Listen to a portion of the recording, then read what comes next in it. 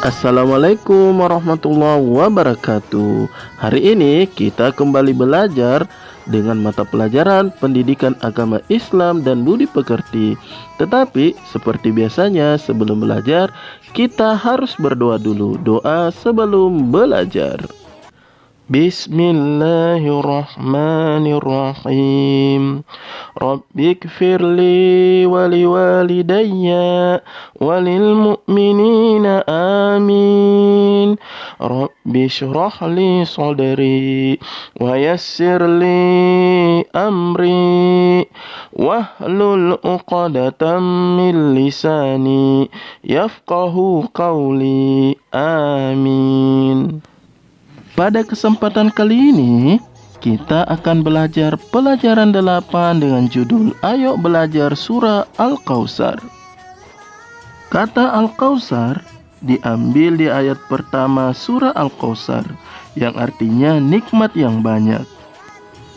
Surah Al-Kautsar menempati urutan ke-108 di dalam Al-Quran. Dan Surah Al-Kautsar ini terdiri dari 3 ayat. Surah Al-Kautsar diturunkan di kota Mekah, jadi disebut surah Makkiyah, atau diturunkan sebelum Nabi hijrah ke kota Madinah. Kita lanjut ya ke membaca surah Al-Kautsar. Mari bersama-sama membaca surah Al-Kautsar. Ikuti Ustaz, ikuti dengan nada wafa.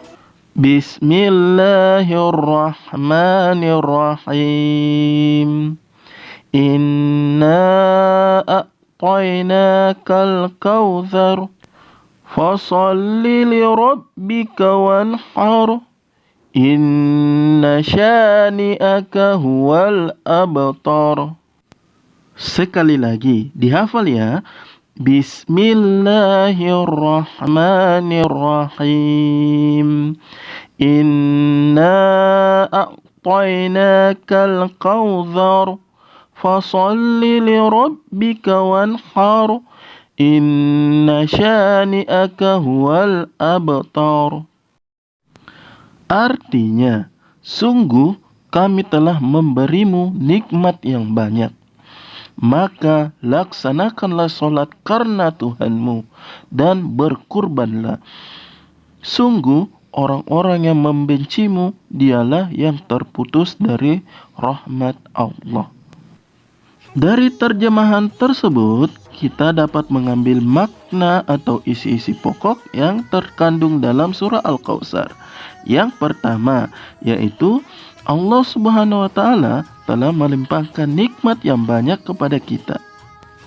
Dengan adanya nikmat yang banyak, diharapkan supaya manusia tercukupi dalam kehidupannya di bumi, sehingga dapat menjalankan tugasnya sebagai khalifah, yaitu menjaga diri dan menjaga lingkungan sekitarnya. Selanjutnya, di ayat kedua, Allah Subhanahu wa Ta'ala memerintahkan kita untuk mendirikan sholat dan berkurban. Artinya, sebagai tanda syukur kita harus melaksanakan perintah Allah dengan cara melaksanakan sholat dan berkurban. Makna ayat yang ketiga yaitu orang yang membenci Nabi Muhammad SAW atau orang-orang kafir, mereka itulah akan terputus dari rahmat Allah Subhanahu wa Ta'ala. Artinya, orang-orang yang tidak mau mengikuti ajaran Nabi Muhammad SAW, mereka itu akan terputus dari rahmat Allah Subhanahu wa Ta'ala. Lanjut ya ke isi pesan surah Al-Kautsar, yaitu yang pertama, kita harus banyak bersyukur karena telah diberikan nikmat yang banyak oleh Allah. Ingat ya, nikmat itu bukan berarti uang saja, tetapi nikmat itu bisa dalam bentuk kesehatan, bisa dalam bentuk bisa berjalan, bisa melihat, bisa mendengar, dan lain sebagainya. Yang kedua yaitu kita harus rajin melaksanakan sholat dan berkurban jika mampu. Tentu saja dengan cara sholat dan berkurban kita akan lebih dekat dengan Allah Subhanahu wa Ta'ala. Dan yang ketiga, janganlah membenci ajaran yang dibawa oleh Nabi Muhammad SAW, karena ajaran itu adalah petunjuk dari Allah Subhanahu wa Ta'ala.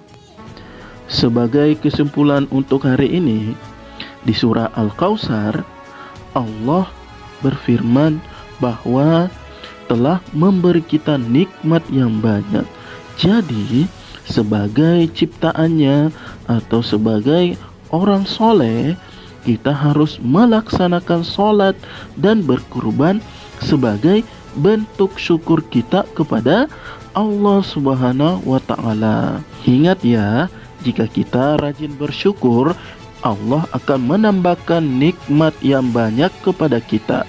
Sebaliknya, jika kita mengingkari nikmat Allah, maka sesungguhnya kata Allah, azab atau siksanya itu sangat pedih di akhirat kelak.